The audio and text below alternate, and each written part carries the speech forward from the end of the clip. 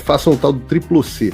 Curta, comenta, porque a integração do chat ajuda muito, e compartilhe.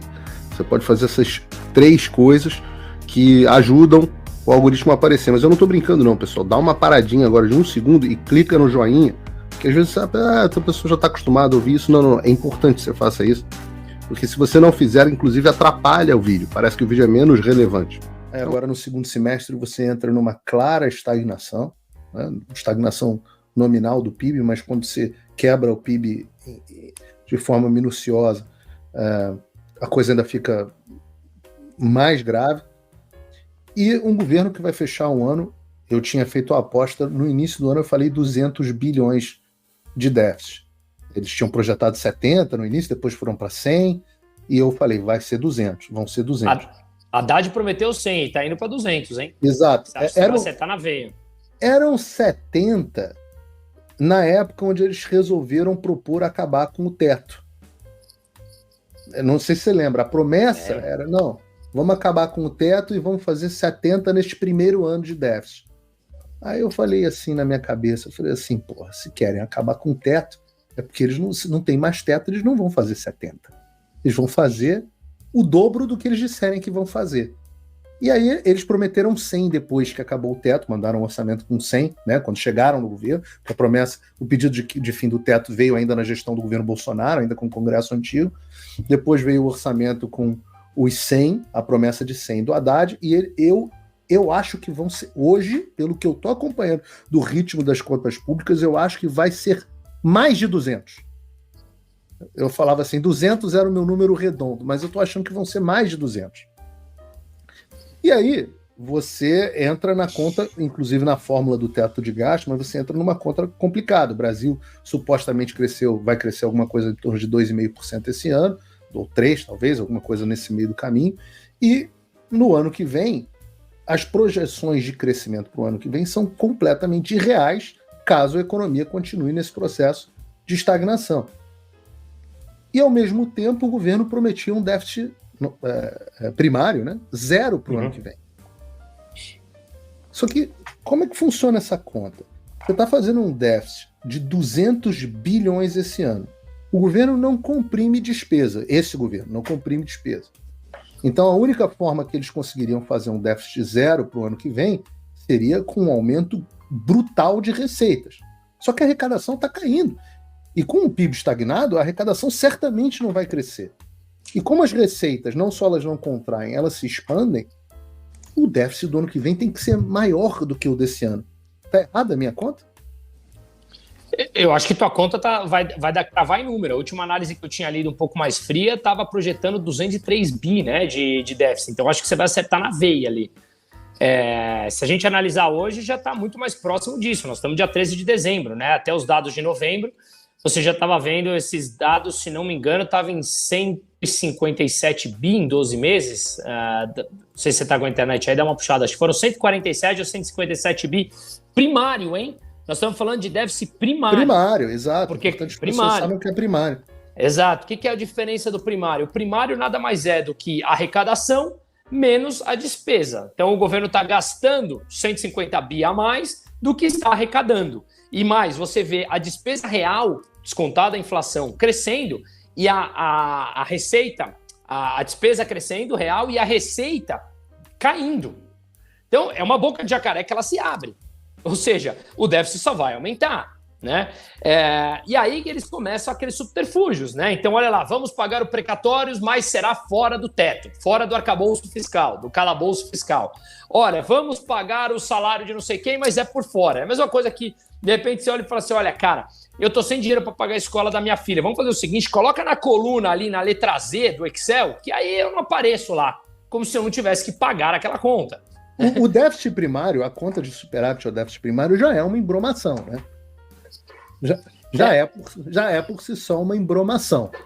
Porque é como se você, eu não tenho que pagar serviço de dívida, não tem que...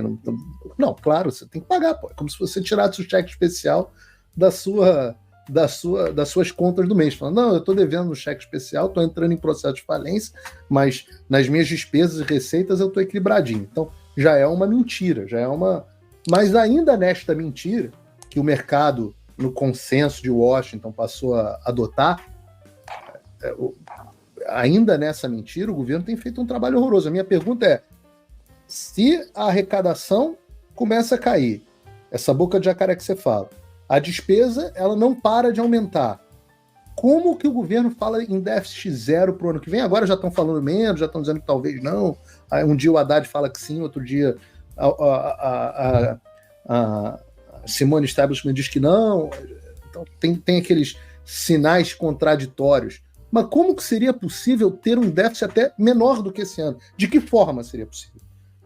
Não é possível. Tanto que o Lula já assumiu. E aí você precisa achar maquiagens ali para tentar encaixar a fala do Lula. Mas ele veio a público e falou, não vamos. Nesse final de semana ele falou de novo. Se tiver que gerar déficit para crescer, não tem problema. Né? Então, não é possível. A questão é que não é possível. Não tem mais possibilidade alguma de fechar. Eles estão nos amaciando para o mercado começar a não despencar de uma vez, e aí os amiguinhos vão passando a fazer parte com, olha, então vai ser só um pouquinho aqui. Não tem como, simplesmente não tem como. Né? Então, a maneira que seria você aumentar as receitas drasticamente, porque não há nenhum sinal de corte de gastos. Quando você simplesmente aumenta mais impostos num país que tem um manicômio tributário, você tira poder de compra das empresas e das pessoas, estimulando inclusive o mercado informal. Então, eu não vejo possibilidade alguma, matematicamente. E aqui, de novo, não é projetar o dólar para o tal ano, é matemática, é o que você falou, analisa a projeção, quanto você vai gastar, é um Excel de fluxo de caixa. Né? Não tem como. Assim, então é simplesmente impossível. E eu gosto de ir lendo aqui, tá até nessa linha, o Wagner Silva falou aqui, trabalhei numa empresa dos gestores do Itaú e a conversa sobre o apoio ao Lula é por conta do que com Bolsonaro não havia diálogo. Vago, mas para mim, um banco não tem que ter diálogo. Eu não sei se você conhece, tem um cara que eu admiro muito, ele é da cidade da minha mãe espanhola, né, lá em Galícia, em que é Miguel Ancho Bastos, ele é professor da Universidade de Compostela. Ele é anarcocapitalista e tudo mais, mas ele é uma livraria ambulante que ele tem na cabeça dele. O cara ele é politólogo, economista, o cara é fantástico, vale a pena procurá-lo aí quem não acompanha. E ele fala uma coisa, os bancos são partes do sistema, eles são partes do Estado, eles já estão incorporados à máquina pública estatal. Que é o que a gente estava falando de ceder crédito. Principalmente então, no Brasil. No Brasil isso é mais verdade, hein? Exato. Então os bancos vão cedendo crédito, o governo vai gastando mais, a conta não vai fechar em 2024, já está claro, já está assumida. Eu não sei o que as pessoas ainda precisam entender, mais claro do que o Lula falou, mais claro do que ele falou de novo nesse final de semana, que se gerar déficit não tem problema porque é para buscar crescimento, está explícito.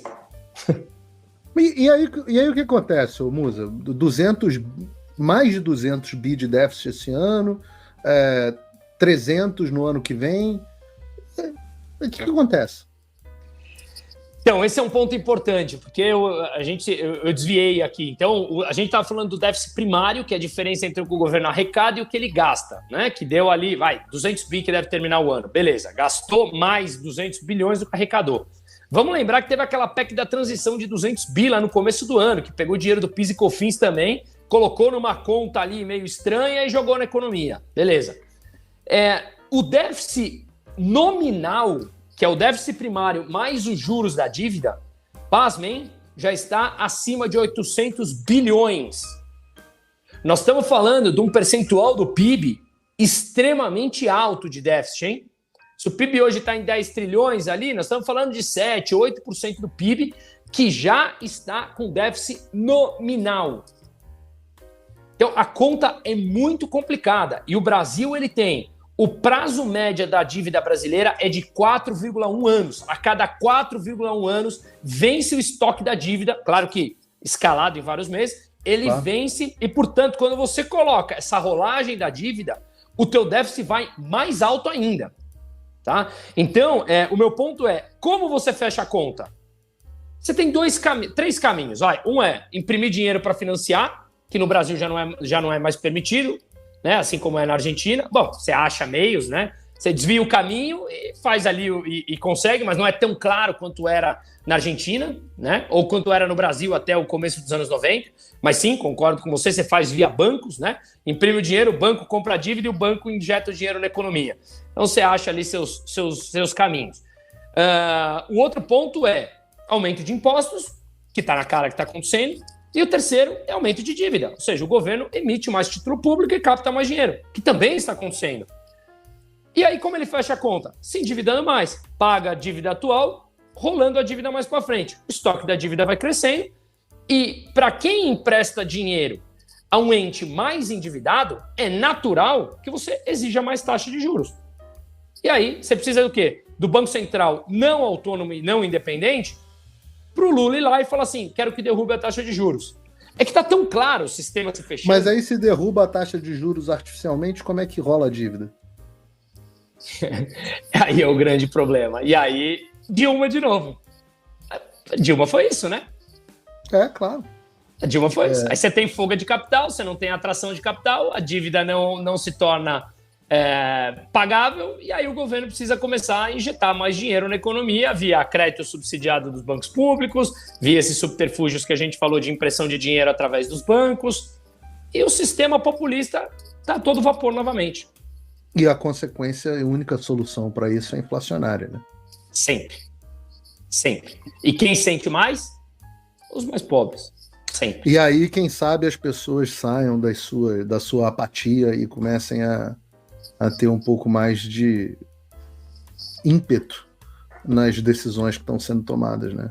Elas entendam que a garantia para que esse sistema funcione, e quem os levou ao poder, por exemplo, foram os caras do STF, segundo os caras do próprio STF. Então, as pessoas... Não é só, o Paulo está... o Paulo está sendo censurado. Não. É muito mais do que isso. É a destruição da nação como um todo, né? Exatamente. Eu confesso que eu tenho dificuldades, até volto essa pergunta para você, na cabeça desses caras, Lula, companhia da vida, que eles, assim, convenhamos, eles não são burros, né? Eles são mau caráter, tudo o que você quiser, mas eles sabem desses efeitos econômicos, né? Eu não sei, eu não sei. Essa era a minha pergunta. Era a minha pergunta. Eu acho que não. Eu acho que eles realmente acreditam são os economistas heterodoxos, né? Eles realmente acreditam que nesse modelo desenvolvimentista, keynesiano e tal, você sabe, existe uma escola econômica inteira para manter isso. Agora tem o tal não tinha quando eu fui para a faculdade de economia, como é que é? Teoria monetária... MMT, teoria monetária MMT, moderna. Eu estou tentando traduzir MMT. Teoria monetária moderna. Isso. Teoria monetária moderna. Então, que é um nome bonitinho para o keynesianismo, né? Mas é um keynesianismo pior, mais cara de pau ainda. E tem um monte de gente seguindo esse negócio. Peraí, desculpe interromper esse vídeo, mas é que eu continuo censurado pelo STF. Além deles cancelarem o meu passaporte, congelarem todas as minhas contas bancárias e bloquearem as minhas redes, agora eles também querem proibir os meus vídeos no Brasil.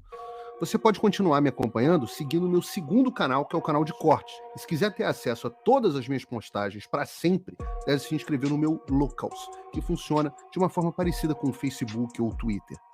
Todos os links estão aqui na descrição. Entra lá, senão você vai ficar desinformado e aí eles vão vencer. Façam o tal do triplo C. Curta, comenta, porque a integração do chat ajuda muito, e compartilhe.